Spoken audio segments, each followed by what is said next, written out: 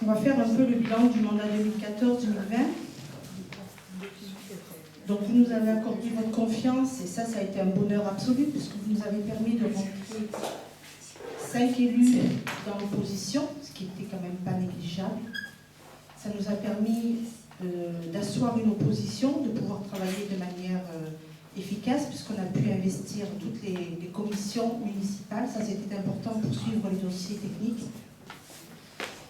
Et la force que vous m'avez conférée lors des élections 2014 m'a permis d'intégrer le Grand Avignon, d'avoir un siège d'élu au Grand Avignon. J'ai gardé ce siège pendant 1 an, en étant dans des commissions culture, environnement, grands travaux, transport. Et le syndicat mixte d'urbanisation du Grand Avignon.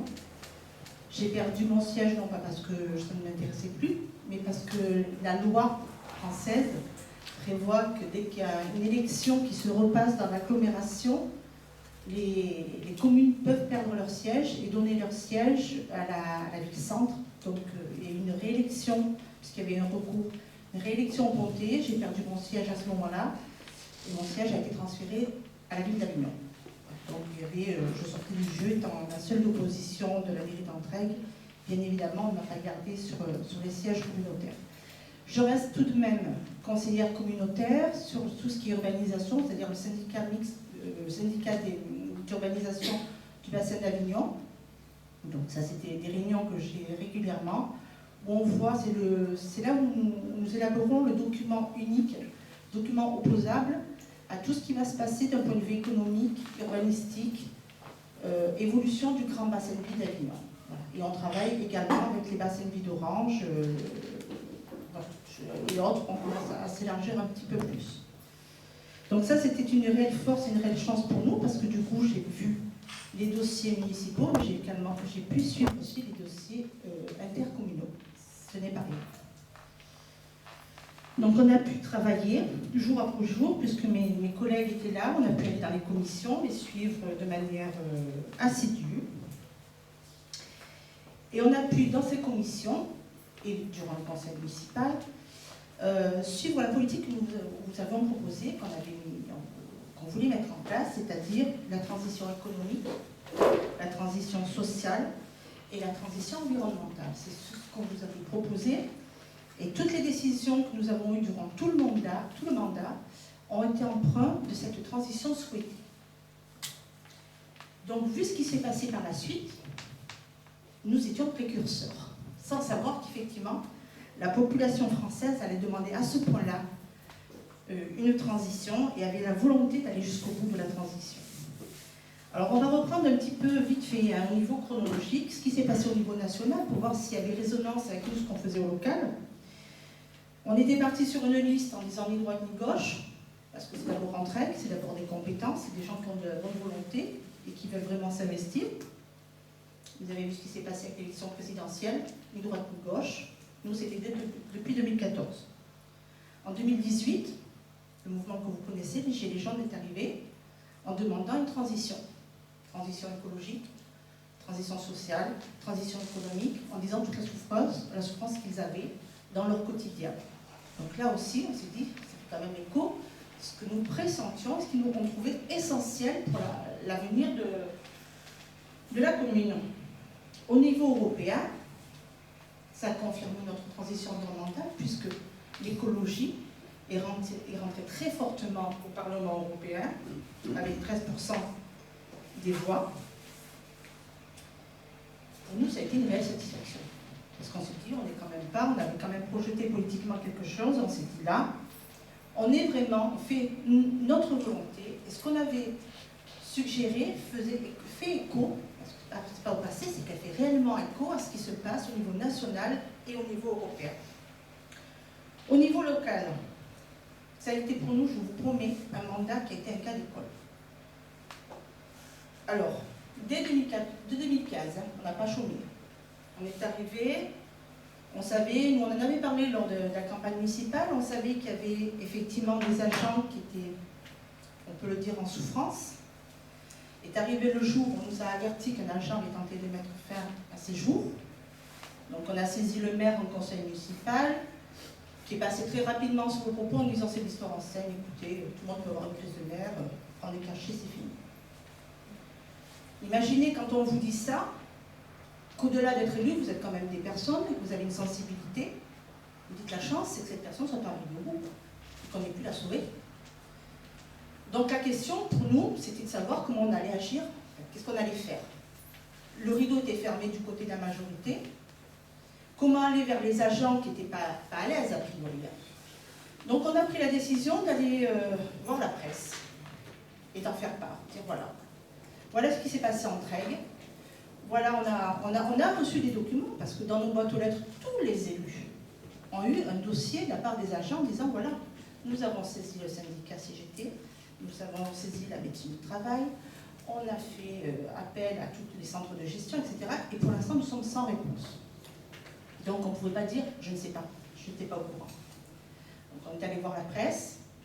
Bien sûr, on a eu un journaliste très professionnel, qui nous a dit c'est grave ce qui se passe. Donc on va faire une enquête. Nous on a dit faites l'enquête, nous on est tranquilles. Donc il y a eu enquête. Et au bout de 15 jours d'enquête, il y a eu cette fameuse une de presse où on a annoncé la maltraitance effectivement des agents et la grande souffrance des agents. Donc là aussi il fallait y aller. Quand tout le monde savait ça depuis des années et personne ne disait rien, c'est un problème humain. On avait surtout précisé aux journalistes, surtout, n'en faites pas un fait politique. Parce que si vous en faites un fait politique, on n'arrivera jamais au bout pour les agents et ils ne pourront jamais se faire valoir de ce qu'ils souffrent. Donc nous, c'était notre responsabilité de citoyens, d'élus, et en même temps d'humains. Je veux dire, on ne peut pas laisser les gens dans le désarroi comme ça. Se sont enchaînés un nombre incalculable d'appels téléphoniques, vous pouvez imaginer, de plaintes. Parce qu'après, nous, on n'a mis que l'éclairage. Après, c'était de la sphère privée, c'était à eux d'aller chercher un avocat et de dire, voilà, moi j'ai été traité de telle ou telle manière. Donc, a priori, il y a eu ces propos dits de harcèlement. Donc, pour l'instant, rien n'a été encore confirmé, puisqu'il semble qu'il y ait toujours une enquête ouverte au parquet. On ne soit pas encore arrivé au bout du principe judiciaire. Donc ça, c'était quand même une entrée en matière, je peux vous dire, qui nous a un peu bousculé. Comme une année ne ressemble jamais à une autre en Trègues, 2016, décembre 2016, arrivée de la Chambre régionale des comptes. Moi, on m'avait dit, la Chambre régionale des comptes, avec ce qu'ils ont comme travail, c'est Marseille, Avignon, Nice, Toulon, vous vous rendez compte pour la PACA, qu'est-ce qu'ils vont faire en Trègues? Jamais ils viendront dans des villages. Nous, on a eu l'honneur de les avoir. Arrive donc en décembre la Chambre régionale des comptes. Pas pour rien. Parce que quand les magistrats arrivent, c'est pour regarder, c'est pour étudier. Donc nous bien évidemment, n'avons pas eu l'information, on a pris une carton d'invitation pour dire, venez, il y a la Chambre régionale des comptes, c'est super. Donc je m'en suis quand même inquiétée auprès du préfet par courrier en disant, est-ce que réellement il y a la Chambre régionale des comptes en Trègues? Parce que nous ne savons pas. Et là, le préfet a répondu oui. Le maire était en copie, il a dit oui, et vous aurez un rapport, bien évidemment, parce que la Chambre régionale des comptes fait un rapport, et il vous sera lu lors d'un conseil municipal.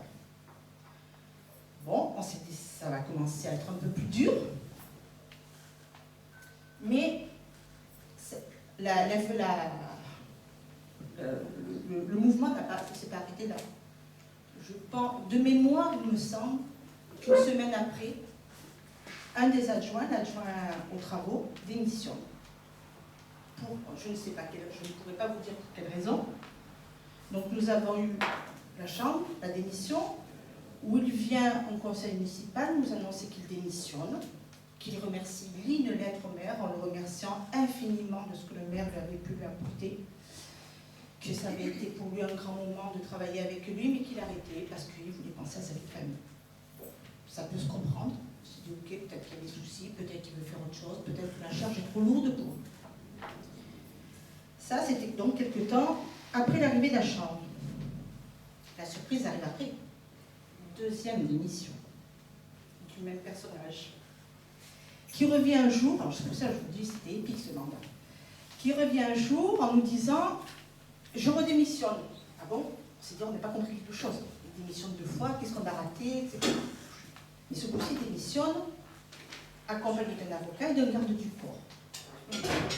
L'heure est grave. Qu'est-ce qui se passe encore? Et là, il refait une lettre de démission beaucoup plus agressive en disant que de toute façon, il craignait pour sa vie, il était accompagné d'un avocat et d'un garde du corps. Alors, inutile de vous dire quand même que dans notre esprit, étant dans l'opposition, et les passes d'armes n'étant pas les plus simples du monde, on ne voyait pas qu'elle pouvait. Pourquoi prendre un garde du corps? S'il y avait vice Charles Helmich qui à un moment donné devait se protéger, c'était l'opposition, on n'en a jamais fait parce qu'on n'en est jamais arrivé là. C'est un débat d'idées que nous avons au conseil municipal. C'est pas une passe d'armes, c'est pas un combat d'arts martiaux. Donc là, effectivement, on n'a pas bien compris pourquoi ces deux démissions. Bon, on s'est dit ça va continuer, ce que va être la suite. Et là, on a une deuxième démission réelle, ce coup-ci, d'une conseillère municipale. Parce que le premier, c'était M. Duchesne, qui nous a fait ces deux démissions. La deuxième qui démissionne, c'est Mme Laurence Boissier. Parce qu'elle n'était plus en accord avec ce qui se passait, tout simplement. Donc arrive, on attend, pendant toute l'année 2017, la Chambre est au travail, 2018, juillet 2018, restitution du rapport. Et là, le rapport, le maire nous dit, ben voyez, tout va bien. Il y a des recommandations, mais tout va bien. Ça nous a un peu fâchés quand même. Parce que vu le rapport, et vous pouvez le lire, il est en ligne, c'est un document public. On nous parle de détournement de fonds, 50 et quelques mille euros. On nous parle de marché public moyennement géré. On nous parle de grilles indiciaires pas tout à fait respectées pour les agents. On nous parle de primes et de logements donnés à titre gracieux non déclarés sur la fiche d'impôt. Et on se dit, oh là là, pour les agents, c'est un redressement fiscal, ça va être compliqué. Parce que si on leur fait des cadeaux, que ce n'est pas dénoncé, les impôts ont le droit de mettre leur nez dans les dossiers. Et puis un dossier qui était quand même très très conséquent sur des choses qui n'allaient pas.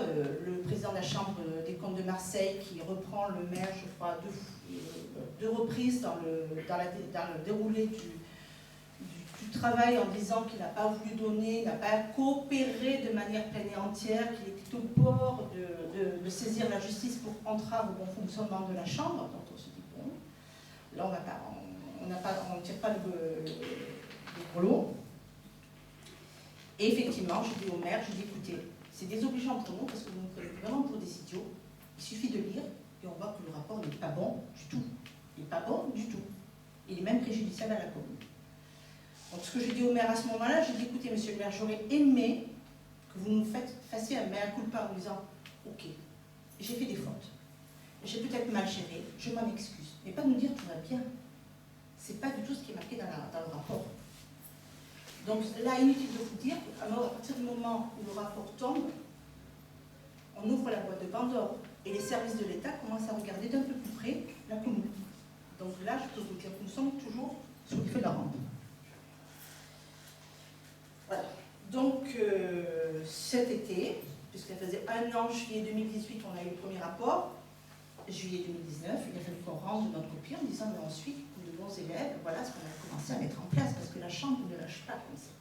Elle veut savoir comment la gestion communale se fait, bien évidemment. C'est de l'argent public. C'est ce que j'ai expliqué au maire. Que vous ayez des problèmes de gestion, ok, quand c'est votre porte-monnaie, mais quand c'est le porte-monnaie du contribuable, c'est plus compliqué. J'ai d'autant plus que ce n'est pas votre premier mandat. On pourrait dire c'est un nouveau, il peut s'être trompé. Quand on en est au deuxième, troisième, quatrième, je ne sais plus combien de mandats, on peut se poser des questions. Voilà. Donc effectivement, je pense que de vu mes collègues que je vois au Grand Avignon, rares ont été les communes à subir autant d'impact sur un mandat, et je peux vous dire que les autres élus des autres communes n'étaient pas vraiment contents parce que ça jette toujours une zone d'ombre après sur le politique, quand ça ne fonctionne pas. Voilà. Donc nous avons parallèlement fait notre travail de conseillers municipaux. Nous sommes venus vous voir et nous continuons à venir vous voir dans les quartiers. Nous avons fait chaque trimestre une réunion publique pour vous tenir informés et vous donner les outils de compréhension de ce qui se passe en gestion municipale.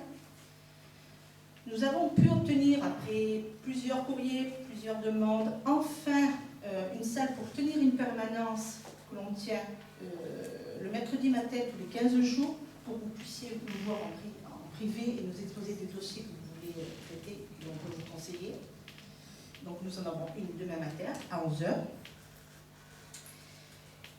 Et bien évidemment, nous sommes restés à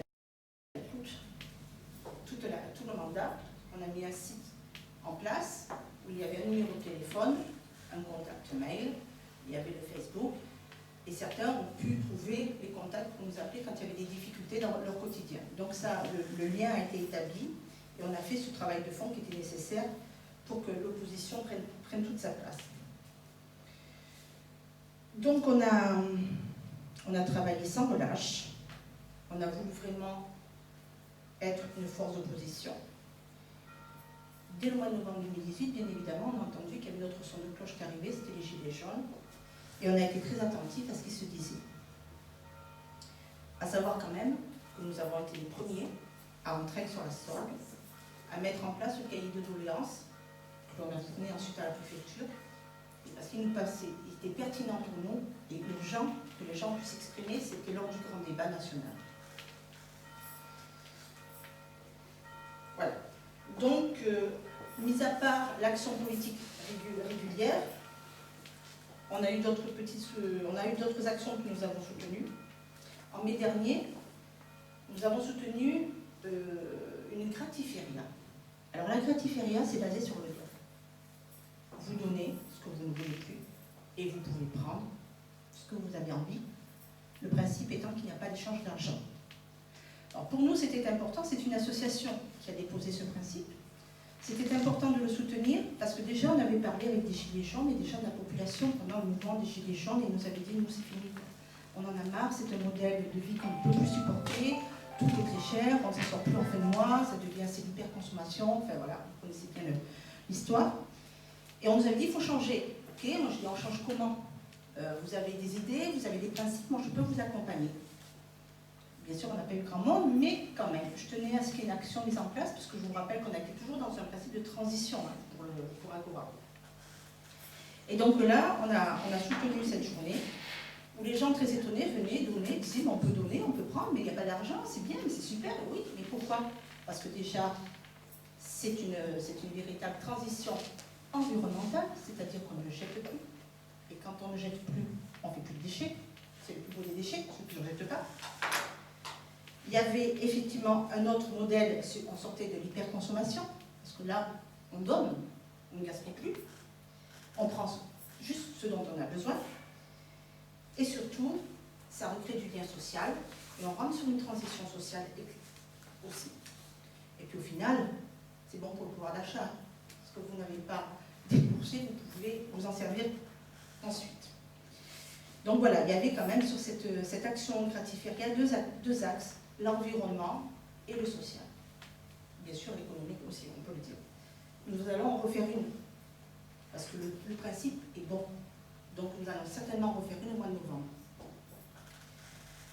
Fin mai, on a participé à l'organisation d'une commémoration.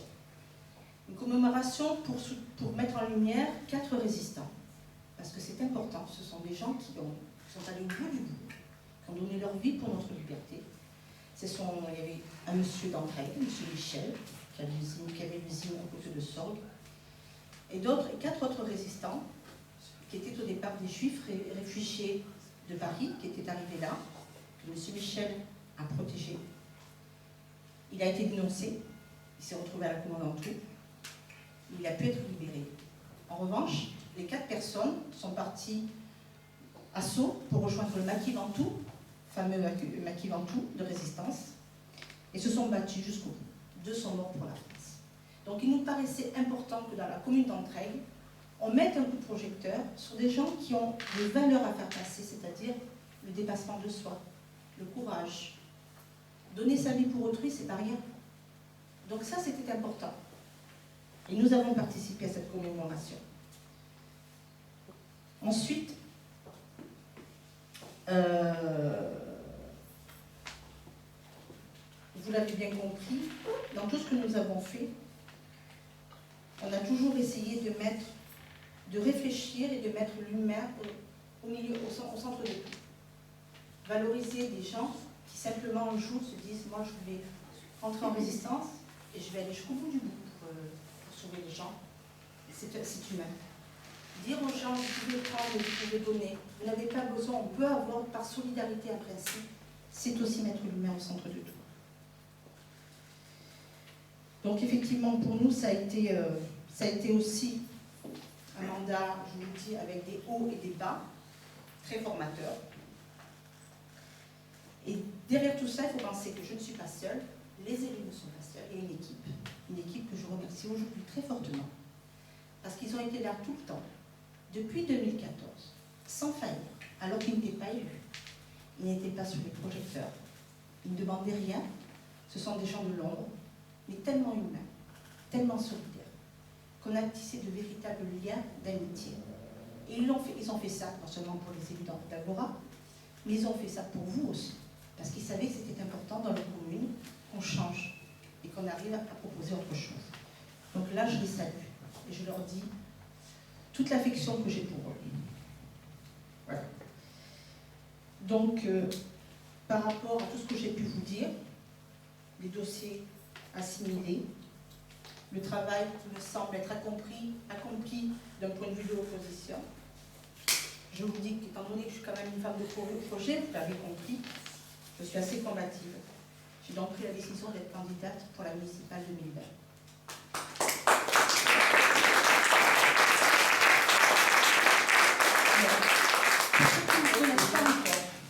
Je vais vous faire un tableau rapide. Mon premier métier, contrôleur aérien. Rien à voir avec la politique. Et pourtant, voilà, pendant 10 ans, j'ai été contrôleur aérien au sein de l'armée de l'air. C'est un métier que j'ai adoré. Sincèrement adoré. C'est un métier passionnant, mais tellement exigeant. Vous pouvez imaginer. L'erreur n'est pas permise dans ce métier. Pas du tout. L'erreur est fatale. La prise de décision, comme vous avez été en train de contrôler, elle est immédiate. On ne part pas dans des réunions, de réunions. Elle est immédiate et elle exige une analyse sans faille. Si vous avez 2 secondes et demie pour prendre une décision. Plus, ça peut être grave. Faites le parallèle avec le politique. Bon, bien sûr, quand on a une formation comme ça, la formation, on en sort quand même intellectuellement imprégné. Donc effectivement, il y a une rigueur dans le travail, une capacité à gérer le stress, vous imaginez, y compris dans les situations les plus extrêmes. Donc, ça m'a quand même apporté quelque chose d'important, c'est-à-dire l'anticipation. Parce que quand on n'anticipe pas et qu'on est contrôleur aérien, obligatoirement, on arrive à la catastrophe. Et je vous promets que dans la vie politique, quand on n'anticipe pas ce qui va arriver, on arrive aussi à la catastrophe. Bon, évidemment, face à ce métier, j'ai développé d'autres compétences. Hein. Le sens des responsabilités très poussé. L'écoute, je n'avais que ça, l'écoute attentive de chaque instant, où la vie, et là c'est pas une image, la vie est au centre de tout. Au centre de nos pensées, quand on est contrôleur aérien, au centre de nos actes, au centre de nos décisions. J'ai quitté ensuite le domaine aéronautique pour des raisons personnelles. Je ne me suis pas arrêtée là. J'ai passé un Master 2 en administration des institutions culturelles. Autre parcours. Ça m'a amené d'abord à créer une école de musique, qui est toujours bien portante. Et surtout, ça m'a amené à la présidence des Corrigés d'Orange. Pour ceux qui ne connaissent pas, c'est un des festivals lyriques les plus grands du monde. Et en tout cas, le plus vieux du monde. Donc cette année, c'est un conseil d'administration Corrigés d'Orange qui s'est tenu il y a à peu près 15 jours. Je n'ai pas renouvelé ma candidature à la présidence de ce festival parce que je voulais me consacrer à Entraigues et que je voulais dégager du temps pour Entraigues. Donc je reste administratrice des Corrigés d'Orange parce que j'y ai pensé un programme de développement économique, comme quoi la culture est un véritable secteur économique et que j'ai envie de le pousser au niveau du festival. C'est aussi très formateur quand vous avez un festival de cette envergure-là, pour tout ce qui est approche culturelle. Je suis également administratrice à la Régie culturelle PACA. C'est un grand centre qui est fait par la région, qui a pour but, qui travaille tous les jours pour une offre culturelle sur tout le territoire, de manière démocratique, pour permettre l'accès à la culture et qui fait de cette région Provence une véritable terre de culture. Donc effectivement, les possibilités sur l'axe culturel sont multiples. Donc vous l'avez compris, la culture pour moi, c'est un peu comme l'aéronautique, je l'ai chevillée au corps. Aujourd'hui, je suis aussi chef d'entreprise. Ma démarche entrepreneuriale, je vous rassure, est très très liée à mes convictions de développement durable. Mais mes compétences, j'ai été chercher d'autres compétences, pas seulement dans les milieux professionnels. J'ai une vie d'engagement de bénévole. Ça a été l'histoire de ma vie depuis très jeune. En tout cas, ce que j'ai retiré de mon expérience bénévole, c'est celle de l'intérêt général à défendre, celle du partage, celle de l'humanisme et celle de la solidarité. Mais ça a été aussi celle de la défense d'un territoire. Parce que je ne me suis pas réveillée un jour, à la veille des élections 2020, en disant « je vais faire de l'environnement ». Dès 2010, je me suis inquiétée des risques que prenaient les décisions et l'évolution dans la politique sur Entraigues. Donc j'ai créé une association de défense de l'environnement. Et j'ai commencé à porter la parole d'Entraigues à mon petit niveau, avec beaucoup d'humilité, mais en disant non, Entraigues ne peut pas tout subir. Arrêtez, arrêtez. J'ai été dans des congrès régionaux, départementaux, nationaux, pour dire non, on ne peut pas tout donner sur une commune. Donc ça aussi, c'était formateur, parce qu'on comprend beaucoup de choses par la suite. À aucun moment, j'ai pensé que la zone du plan, qui est maintenant gérée par le Grand Avignon, et c'était développé de manière exemplaire. Elle ne protégeait pas réellement les riverains des risques de pollution. Une pollution qui est insidieuse, parce qu'on ne la voit pas, et quand elle est là, c'est trop tard pour nous. Donc là aussi, vous avez bien compris que si je communique sur l'environnement, ce n'est pas des fins électoralistes, c'est parce que j'en suis complètement convaincue, et que mon combat date depuis des années. Donc maintenant, j'ai envie, quand on fait un petit résumé de tout ça, de mettre vraiment toutes mes compétences, toutes mes convictions, mon dynamisme au service d'Entraigues, des Entraiguoises et des Entraiguois. Je souhaite, pour le mandat qui arrive, apporter des idées nouvelles, des forces nouvelles pour vous défendre, tous, et un par un. Je souhaite préserver votre avenir. Je souhaite une bonne qualité de vie à tous.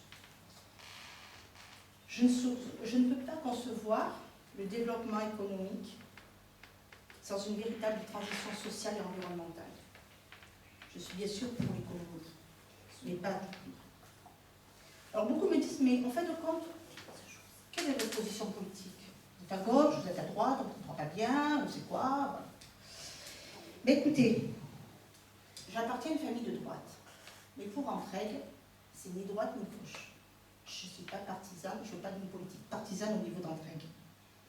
Je veux surtout être d'Entraigues et pour Entraigues. Donc ça, c'est une éthique politique à laquelle je tiens. Parce que pour moi, il n'y a pas lieu d'avoir des combats partisans au niveau de notre commune.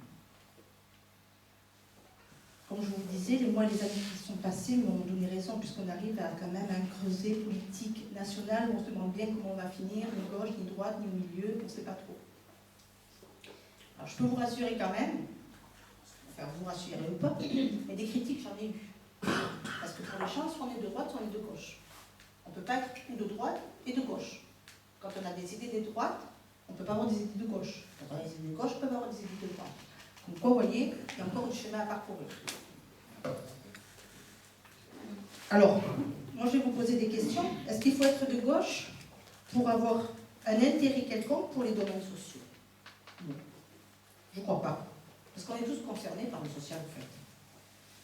Il y a un prix Nobel de physique, Albert Jacquard, qui a dit « Désormais, la solidarité la plus nécessaire est celle de l'ensemble des habitants de la Terre. » Et je crois qu'il a bien résumé la situation. On a tous besoin les uns des autres. Alors il va falloir être innovant, bien sûr. Et avec cette volonté de solidarité, pour qu'on puisse en tirer tous ces bénéfices. Pose une autre question, est-ce qu'il faut être de droite pour s'intéresser à l'économie? C'est l'affaire des gens de la droite économique. Ben non, pas du tout. Un autre grand monsieur, Gandhi, disait « Il y a assez de tout dans le monde pour satisfaire aux besoins de l'homme, mais pas assez pour assouplir son avidité. » Ô combien il a raison. Il avait raison et il a toujours raison. Et c'est ainsi qu'il faut voir l'outil économique. Il faut pouvoir développer. Il faut pouvoir donner de la richesse, mais pas au point d'affamer les autres. C'est aussi que, dans cet esprit, je défendrai, et je défends depuis toujours, un développement économique équitable, durable et innovant. Maintenant, est-ce qu'il faut être de gauche pour parler des questions environnementales? Est-ce que c'est vraiment quelque chose qui est réservé à la gauche et la droite n'a pas le temps d'en parler? Ben moi, je veux dire non, parce qu'en fin de compte, en tant qu'une famille de droite, je vis dans le même espace que vous, je respire le même air que vous, je bois la même eau que vous, et je suis face aux mêmes risques que vous. Donc je ne vois pas pourquoi je me priverais de parler de questions environnementales. Donc là, ce que je vous disais, je ne cherche pas une caution verte, absolument. Pour moi, c'est dépasser cette histoire. Je ne découvre pas, je vous répète, les questions environnementales pour l'élection. Je ne triche surtout pas avec ce sujet, parce que c'est un sujet que j'ai à cœur. Maintenant, on va vous dire, ben alors, vous êtes de droite parce qu'il faut de la sécurité, donc c'est bien que vous. Mais non, il n'y a pas que les gens de droite qui veulent de la sécurité. Enfin, j'ose espérer, parce que la sécurité, à quoi ça sert avant tout? Ben, ça vous sert à bien vivre ensemble. Ça vous sert à bénéficier d'un quotidien aisé, serein, pour qu'on puisse tout développer. Donc c'est pour que la sécurité, pour nous tous, elle est plus que nécessaire si on veut évoluer dans les meilleures conditions. Alors, grande question, faut-il être de gauche pour faire de la culture? Faut-il être de gauche pour faire de la culture? Je vous ai prouvé que non. Certainement pas. Parce que pour moi, la culture, c'est notre lien, c'est celle qui forge nos émotions. La culture, ça nous fait vibrer. La culture, ça donne un sens à notre quotidien. Un quotidien qui, pour beaucoup, est fait de contraintes et de travail. La culture, c'est le plaisir d'être ému. C'est le plaisir d'être bouleversé par le beau et de pouvoir le partager avec tous. Sans elle, honnêtement, la culture serait sans la culture, la vie serait si fade. Malraux, grand ministre de la Culture, dirait « La culture ne s'hérite pas, elle se conquiert. Donc il va falloir la conquérir en fait, il va falloir y aller. » Alors, comme on est au moment des confidences, je voudrais vous poser une question. Parce que ça, c'est une question qu'on me pose à peu près tous les 2 jours. Est-ce que être né en Trègue, de famille entrégoise, fait de vous un meilleur candidat? Voire un meilleur élu? Voire le seul candidat élu possible? Je ne crois pas.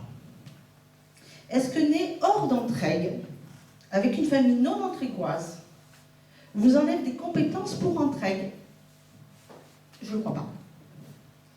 Non, ce qui vous confère la capacité d'être un élu, un bon candidat, ce sont les compétences que vous pouvez mettre au service des concitoyens. C'est l'empathie qui vous anime d'abord. C'est l'altruisme dont vous faites preuve pour cette fonction. C'est aussi la motivation, la détermination que l'on va mettre pour défendre chaque Entrégois. Choisir un candidat parce que lui au moins il est de la commune et parce qu'il est né dans la commune revient à choisir un pilote qui deviendrait commandant, non pas parce qu'il a des compétences, mais juste parce qu'il est né et habite à côté de l'aéroport. Ben, je vous laisse le choix, hein. Moi mon choix est vite fait. Donc après, chacun assume. Hein. En fait, c'est contre cette politique, depuis 2014, que je me bats, une politique que je trouve très dogmatique, très sectaire. Je me bats contre toutes ces idées reçues. Je me bats contre cette politique archaïque et figée, cette politique d'un autre temps qui n'a plus lieu d'être. C'est aussi cela le changement. C'est aussi cela que de défendre une transition. Vous êtes nombreux à exprimer votre lassitude du monde politique, que vous jugez sévèrement. Ça, je peux le comprendre. Mais je vous dirai, effectivement, il n'y a pas de fumée sans feu. Je vous dirai, qui sème la colère récolte la tempête. Mais je vous dirai aussi, on a les élus qu'on mérite. Il est donc temps pour vous, pour nous tous, de prendre conscience que le modèle politique doit répondre à vos attentes. Mais pour cela, il faut tous être mobilisés, tous vouloir le changement. Il va falloir rompre avec cette habitude politicienne, toxique, qu'il suffit de faire le service minimum. Une fois qu'on est élu, là aussi, vous pouvez sanctionner. Je veux vous dire que je suis en rupture totale avec ce que l'on décrit comme l'aristocratie politique. Parce que le mandat qui lui est confié par la population n'offre qu'un seul droit à l'élu. Le droit, mais aussi le devoir de mieux gérer, en toute transparence, les affaires municipales. Alors, les comportements clientélistes, vous les connaissez, courtoisement dit, électoralistes. Et le miroir aux alouettes, c'est pour cacher souvent un manque d'idées, un manque de vision, voire même un manque de compétences. On vous promet et vous croyez parce que ça vous plaît. À vous de vous en détacher, à vous de sanctionner, à vous de ne pas accepter. J'aspire, comme la majorité de mes concitoyens, un autre modèle de vie, parce que comme je vous l'ai dit, je vis avec vous, comme vous. J'aspire aussi à un autre modèle de comportement du politique. J'aspire fortement à une autre manière de faire de la politique. J'aspire à redonner un sens à la politique, celui de l'engagement sans faille, au service de l'intérêt général, de la commune, au service de l'intérêt général du citoyen. Parce que c'est vous, en fait, qui avez le pouvoir. C'est ainsi que s'est construite la première démocratie. C'est ainsi qu'elle doit reprendre son sens premier. Alors, une question qu'on me pose aussi, parce que vous voyez comment on pose des questions quand même, hein. Que veut dire Agora? Qu'est-ce qu'Agora? Alors, Agora, pour les Grecs, c'est le forum pour les Romains. C'est-à-dire, c'était la place publique où l'on débattait en permanence, où on posait les questions de vie. Qu'est-ce qu'on doit prendre comme décision? C'est sur cette place, Agora, au forum, chez les Romains, qu'est née la démocratie. Donc, vous voyez, ce n'était pas innocent quand on a appelé le groupe Agora. Mais on a été plus loin, parce que chacune de nos lettres vous a amené à cette transition environnementale, sociale et économique. Alors maintenant, quelle est la vision de maire, me direz-vous? Quelle est votre mise? Vous allez être maire, vous voulez être maire, vous pouvez faire quoi? Il est vrai que la tâche est de plus en plus complexe, ça je vous l'accorde. Qu'elle est de plus en plus technique, ça c'est une réalité. Qu'elle requiert non seulement des compétences, mais aussi une certaine expérience, ça c'est sûr. Si ce n'est une expérience certaine des dossiers, une maîtrise du fameux millefeuille administratif, mais aussi de la maîtrise des contraintes juridiques, parce que tout est dicté par la loi sur les collectivités. Certains diront, ah, mais si le candidat manque de compétences, pas grave, il va s'entourer, il aura des becs à côté de lui, des gens extraordinaires. C'est un peu niveau du connu, je ne suis pas au courant, je ne connais rien, mais je vais vous envoyer mes directeurs, je vais vous envoyer mes collègues et tout ça. Je vais quand même vous rappeler quelque chose. Le maire, c'est celui qui va être dans l'arène du Grand Avignon. C'est celui qui est face au département. C'est celui qui est face à la région. C'est lui qu'on veut voir. Ce n'est pas son directeur qui ne pourra pas prendre une décision parce qu'il n'est pas en capacité légale de prendre la décision. Et ce n'est pas un collègue ou un adjoint qu'on veut voir. On veut voir le maire. C'est à lui qu'on va donner la parole. Le maire ne doit pas assumer sa charge par procuration. Il doit être pleinement en capacité de tout aborder, d'un point de vue technique et d'un point de vue institutionnel. Le maire ne doit pas se substituer. Il doit pouvoir débattre, argumenter, défendre, quel que soit le lieu et le contexte. Il doit pouvoir être le garant du bon fonctionnement et de sa commune et de défendre sa commune. La délégation a là ses limites. Le maire est investi pour tout cela. Vous ne investissez pas un maire pour qu'il donne délégation. Alors, loin de moi de penser que les autres élus, les chercheurs n'ont pas les compétences, ce n'est pas du tout là le propos. Mais agir de la manière, c'est mettre en difficulté justement ceux qui n'ont ni le pouvoir de répondre, ni le pouvoir de prendre des décisions, et qui n'ont pas l'obligation de représentation que vous avez conférée au maire. Malgré tout cela, je vais vous dire que pour moi, le mandat de maire, c'est le plus beau des mandats. C'est le plus beau parce que c'est celui qui permet d'être le plus proche de chacun de vous. C'est le plus beau parce qu'il permet de construire avec vous et pour vous, pour notre commune, pour notre lieu de vie, et de faire en sorte qu'on se sente tous bien. C'est le plus beau parce qu'il permet d'être là pour les pauvres, pour les riches. Il permet d'être là pour les heureux, pour les malheureux.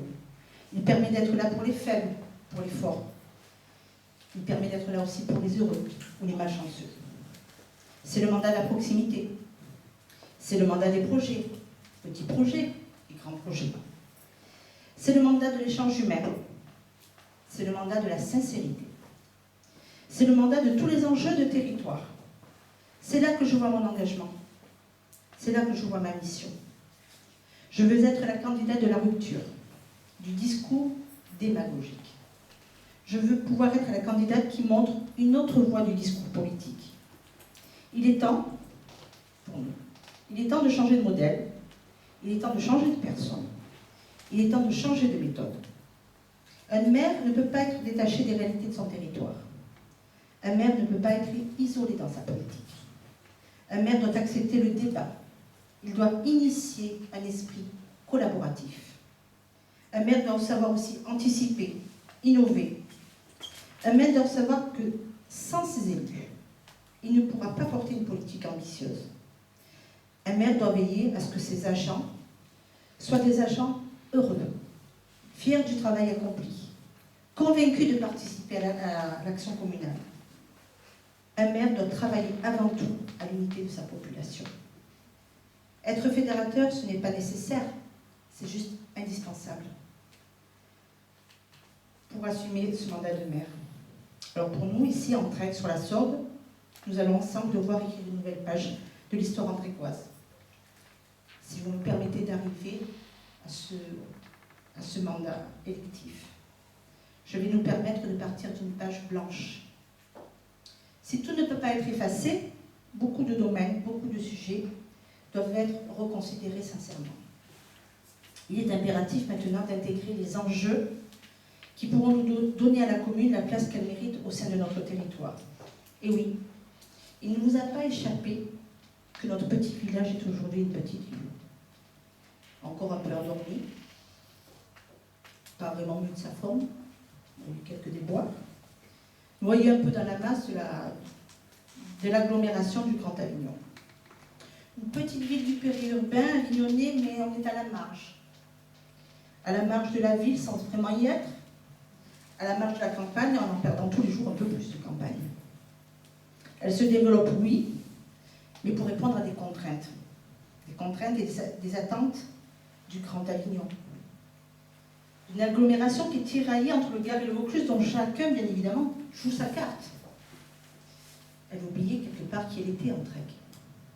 Elle a accepté docilement de gommer son identité, ou alors elle n'a pas su s'en construire une au sein de toute cette agglomération. Elle a accepté, confirmer l'impensable, un urbanisme sans âme, bousculant la perspective et favorisant l'indifférence. Elle s'est soumise sans grande réticence à tout ce que d'autres communes du Grand Avignon, voire du Vaucluse, ne voulaient pas. Faut-il que je vous parle de cet immense tas de déchets au centre d'enfouissement technique, qui est maintenant le point culminant de la commune. Nous avons une colline. Faut-il que je vous parle de cette zone du plan, sacrifiée au nom d'un développement économique forcené, ni pensé ni exemplaire, gratifiée de si peu d'emplois, au final, pour tant de nuisances et de préjudices au quotidien pour nous, Entrégois, Entraigue et morcelés, au nom d'un modèle de transport incohérent. La stratégie n'a pas été vraiment pensée. Entraigue est morcelée d'un côté par la voie rapide et d'un côté par la voie de chemin de fer. C'est ainsi qu'on a des Entrégois qui se sentent beaucoup plus bédaridés et que d'autres se sentent un petit peu plus alténois. Dans tous les cas, on ne pourra pas quitter le Grand Avignon. Ça, c'est terminé.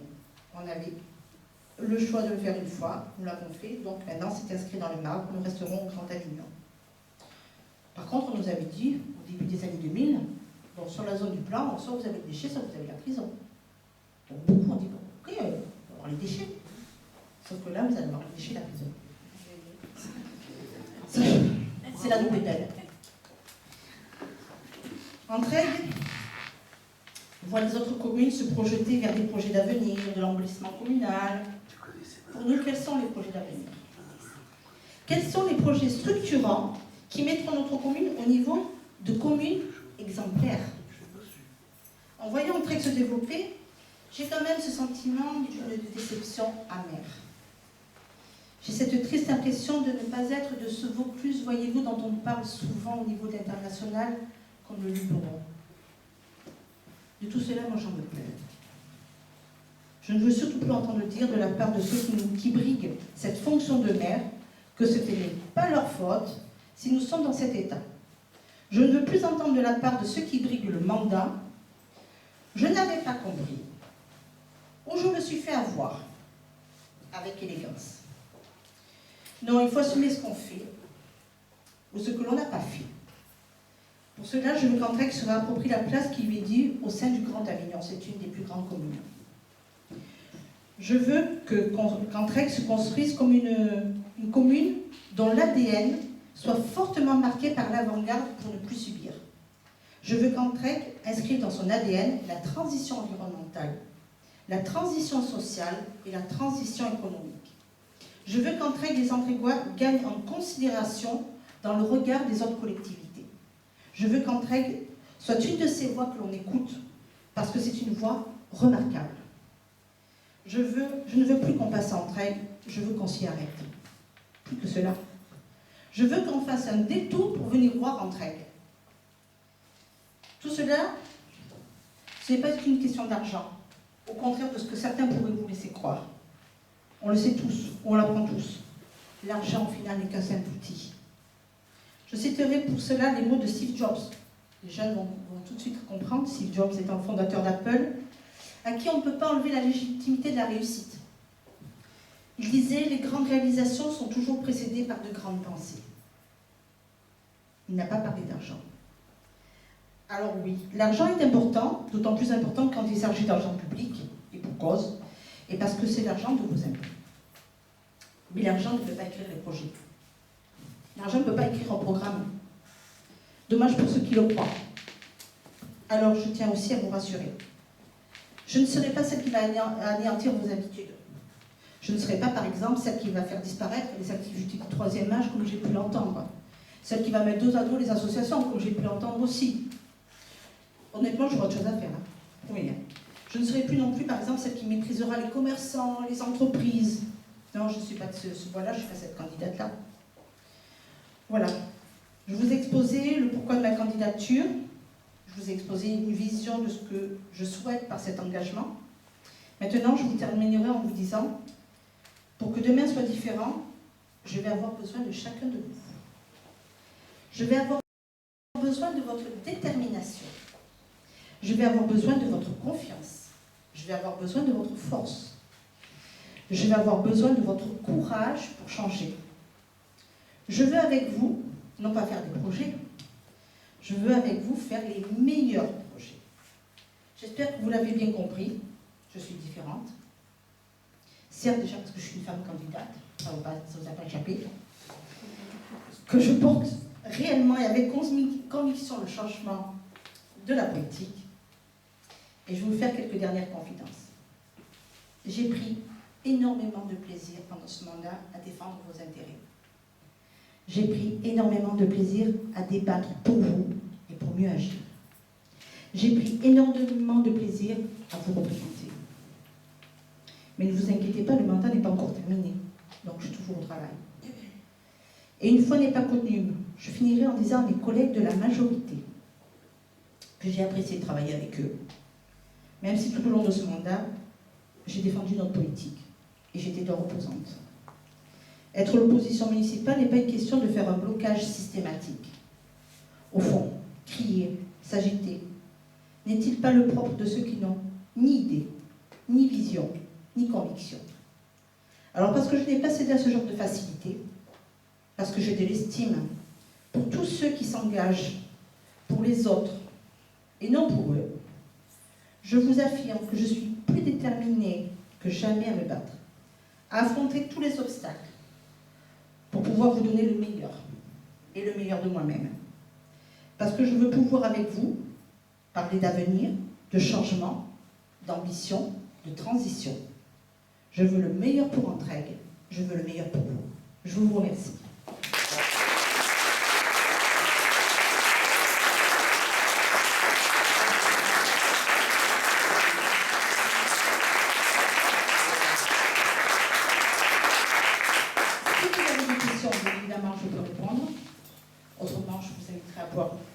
d'amitié, parce que c'est le début d'une aventure, donc je préfère qu'on commence sous de bons auspices. Et en toute convivialité. Voilà. Vous avez des questions? En tout cas, je vous remercie. Et j'espère qu'on va arriver à mener cette campagne tambour battant et qu'on arrivera à ce changement inspirant. Alors à vous de venir autour de la table.